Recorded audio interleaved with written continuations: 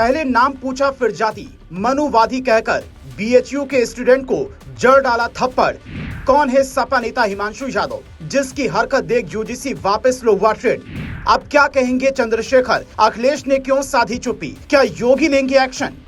यह है समाजवादी छात्र सभा के बीएचयू यूनिट का छात्र नेता हिमांशु यादव, जिस पर जाति पूछकर एक छात्र को थप्पड़ जड़ने का आरोप है। प्रशांत मिश्रा नाम के छात्र ने यह दावा किया है कि वो क्लास लेने हिंदी विभाग में जब पहुंचे तो वहां पर हिमांशु यादव ने पहले उन्हें रोककर नाम पूछा, फिर जाति पूछी, कोर्स के बारे में जानकारी ली, उसके बाद सबके सामने गाली गलौज करते हुए मारपीट करने लगा। सारा मामला वहां पर लगे सीसीटीवी कैमरे में रिकॉर्ड हो गया है, जिसमें यह स्पष्ट तौर पर देखा जा सकता है कि शिकायत मिलते ही वाराणसी पुलिस ने एक्शन लिया और आरोपी हिमांशु यादव को गिरफ्तार कर लिया। लेकिन सोशल मीडिया पर इस मामले को कुछ लोग अलग तूल देने में लगे। यूजीसी रोल बैक ट्रेंड करने लगा, क्योंकि यूजीसी ऐसा कानून है जिसके तहत यूनिवर्सिटी कॉलेज में पढ़ने वाले ओबीसी और एससी/एसटी छात्र छात्राओं को भेदभाव से राहत मिलती है। लेकिन समस्या यह है कि स्वर्ण छात्रों को इससे परेशानी हो सकती है। उनके खिलाफ झूठी शिकायत दर्ज हो तो भी मुश्किलें बढ़ सकती हैं, जिसे लेकर विरोध तेज हो चुका है, वो भी तब जब सुप्रीम कोर्ट ने इस पर फिलहाल रोक लगा रखी है। बीते दिनों लखनऊ में सवर्णों ने शंख बजाकर प्रदर्शन किया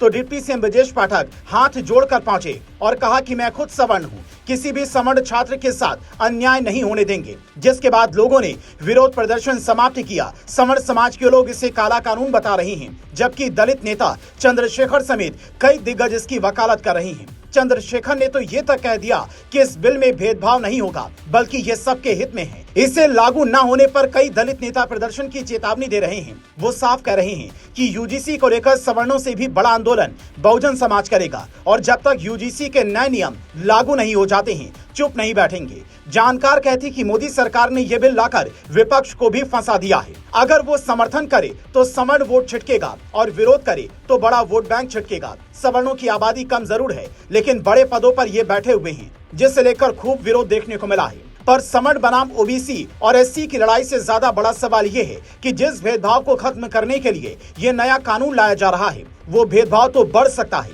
बनारस हिंदू यूनिवर्सिटी में जो घटना हिमांशु यादव ने की, उसे कई तरीके के रंग देने की कोशिश की जा रही है। लेकिन पुलिस का दावा है कि प्रोक्टोरियल बोर्ड से प्राप्त आवेदन के आधार पर लंका थाने में एफआईआर दर्ज की गई है। आरोप मारपीट, गाली गलौज और धमकी से संबंधित है। ये घटना आपसी बातचीत के दौरान बढ़े विवाद के रूप में सामने आई है। पुलिस पूरे मामले की जांच कर रही है और सभी पहलुओं पर गौर किया जा रहा है। अगर ये मसला आपसी विवाद का है जिससे इतना बड़ा तूल दिया गया है, तो फिर इसे भी समझना होगा, क्योंकि यूनिवर्सिटी में जहां से राजनीति की शुरुआत होती है वहां कई तरीके के मामले सामने आते रहते हैं।